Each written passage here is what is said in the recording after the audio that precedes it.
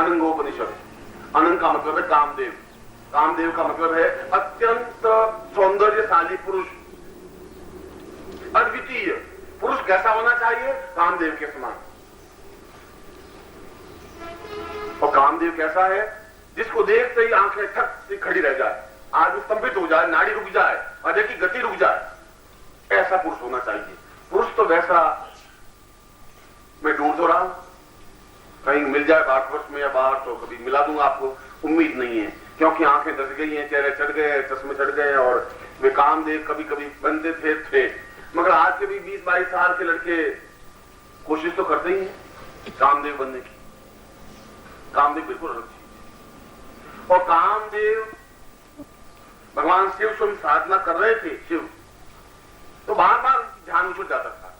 उनको क्या बात है, एक क्षण, 2 क्षण, 5 बार पास में पार्टी बैठी, उसने कहा कि ये कामदेव मेरी साधना में बहुत विघ्न पैदा कर रहा है।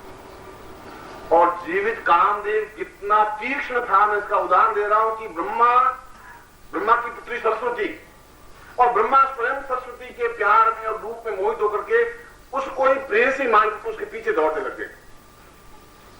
काम कितना अंधा होता है कि ब्रह्मा जैसा व्यक्ति भी अपने आप को संयत नहीं कर सका।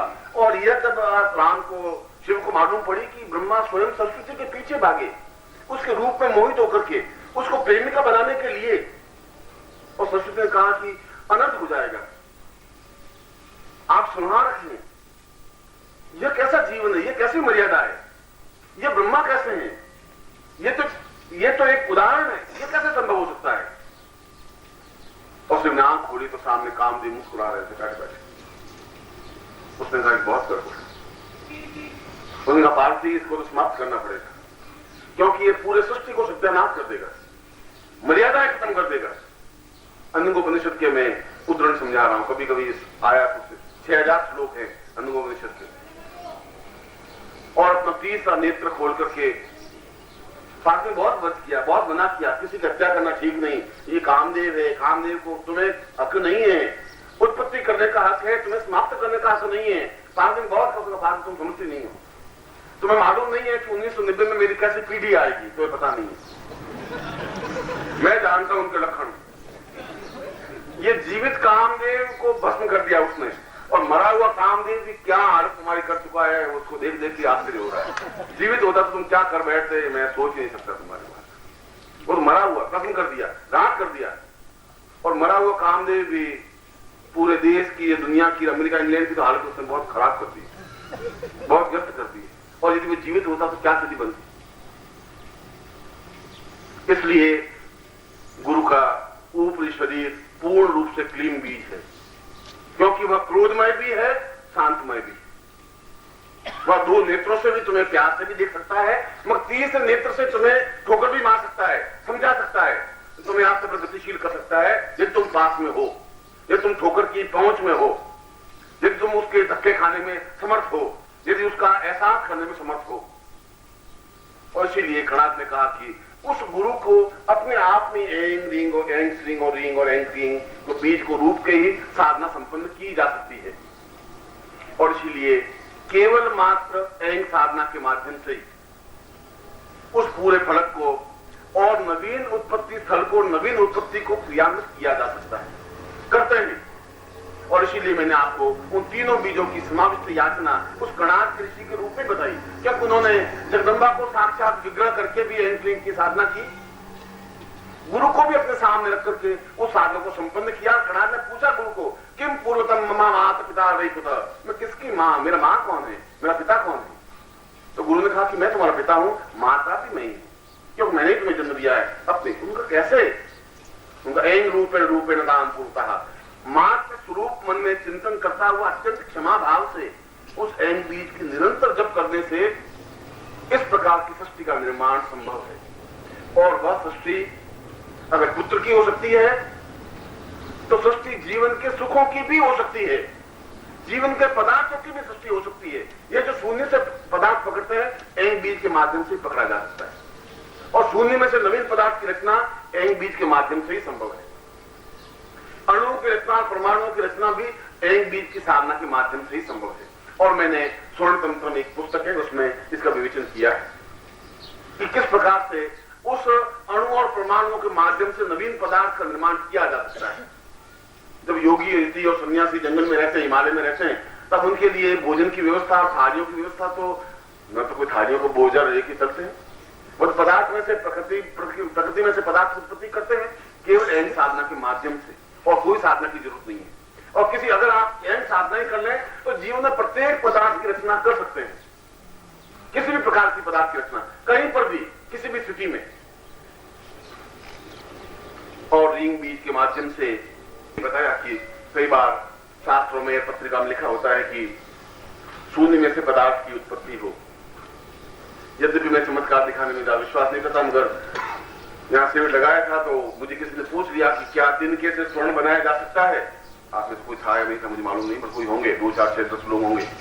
और मैंने कहा कि ऐसा स्वर्ण निर्माण हो सकता है, तिनका आप मुझे दीजिए, मैं आपको तिनके को पकड़ करके स्वर्ण का निर्माण कर सकता हूं केवल अणुओं के माध्यम से, और वह भी केवल एन बीज की साधना के माध्यम से ही तो संभव था, क्योंकि बिल्कुल उसी रूप में उच्चारण करने की जरूरत है।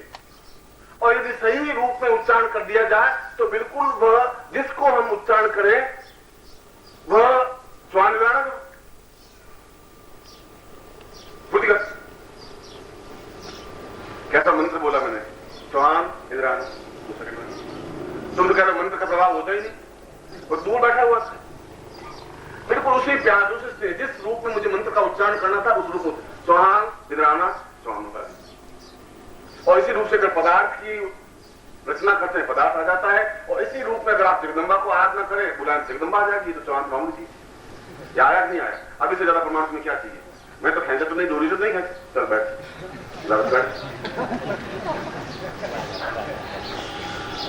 यह भी एक मंत्र उच्चारण था मेरा। मैं आप लौकिक व्यक्ति है, लौकिक भाषा में समझा रहा हूं, आप जिस भाषा में समझे उसी भाषा में समझा रहा हूं। आप बिल्कुल सामान्य भाषा में समझते हैं, मैं सामान्य भाषा में समझता हूं कि मैंने एक मंत्र बोला चौहान इधर आना, उसमें क्रिया भी थी, जो प्रत्येक साधन में क्रिया होती। चौहान इधर आना, चौहान दौड़ा आगे। और यदि मैं इसी प्रकार से साधना भगवान शिव की करता, शिव को भी साक्षात प्रकट होना ही पड़ता।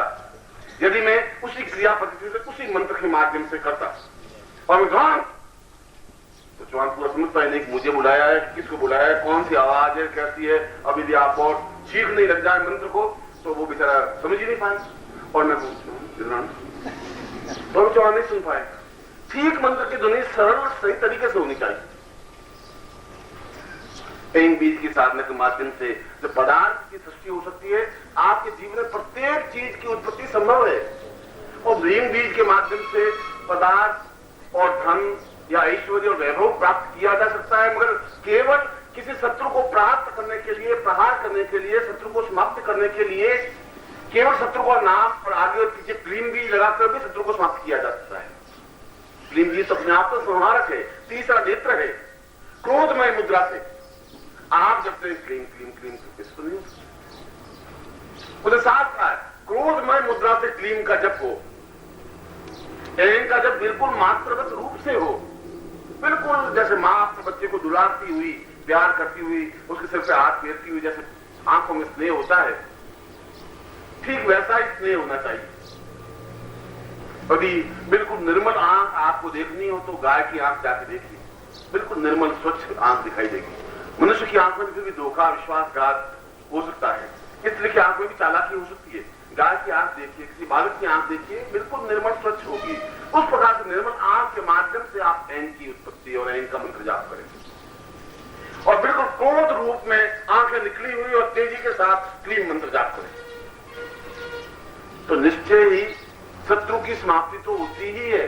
और शत्रु कोई पुरुष ही नहीं, शत्रु तो तुम्हारी दरिद्रता भी शत्रु है, तुम्हारी गरीबी शत्रुता है, तुम्हारा रोग भी तुम्हारा शत्रु है। शत्रु का केवल व्यक्ति से मतलब नहीं है, जो भी तुम्हारे जीवन में बाधक है वह शत्रु है, और उस शत्रु को क्लीन बीज के माध्यम से समाप्त किया जा सकता है यदि क्रोध मुद्रा के माध्यम से क्लीन बीज की उच्चारण किया जाए। इसलिए तीनों बीजों के उच्चारण में भेद है,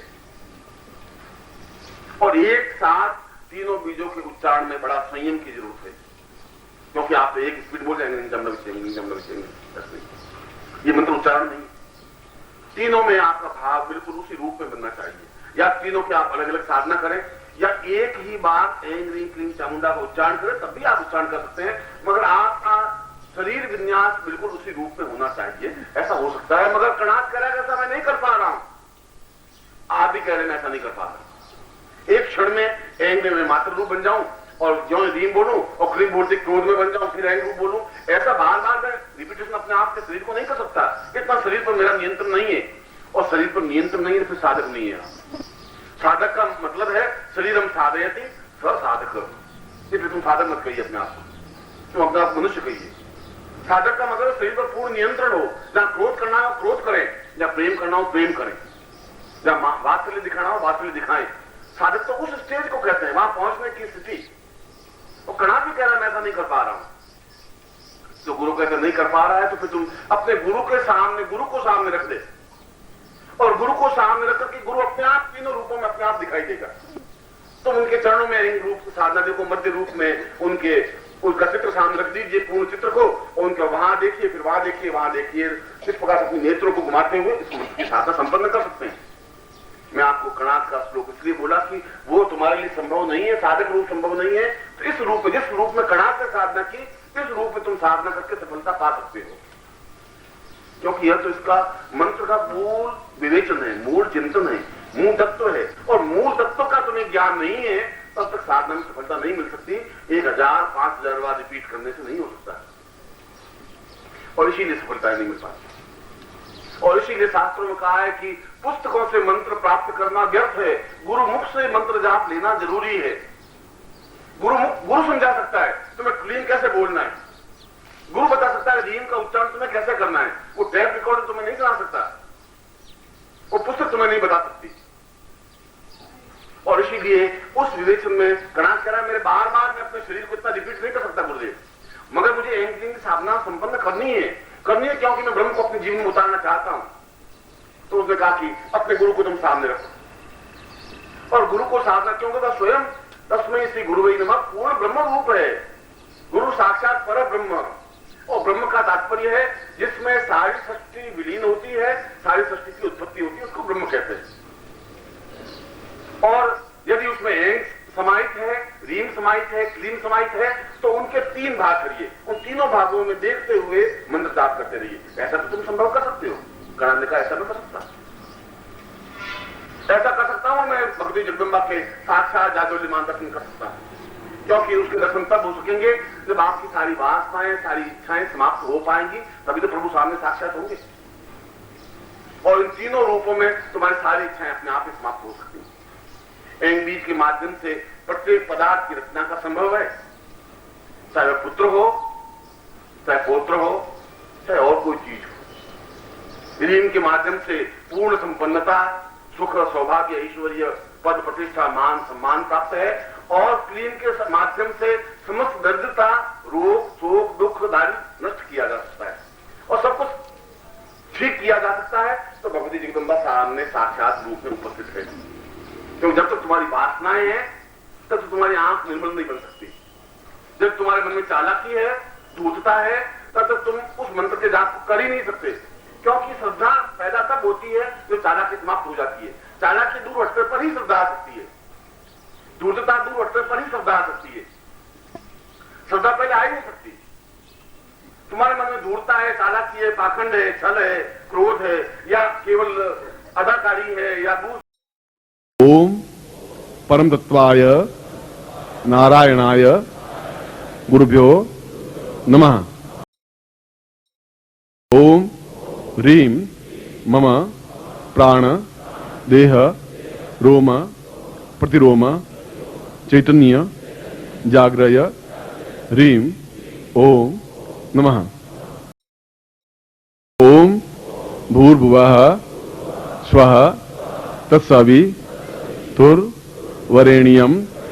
भर्गो देवस्य धीमहि धियो यो नः प्रचोदयात्।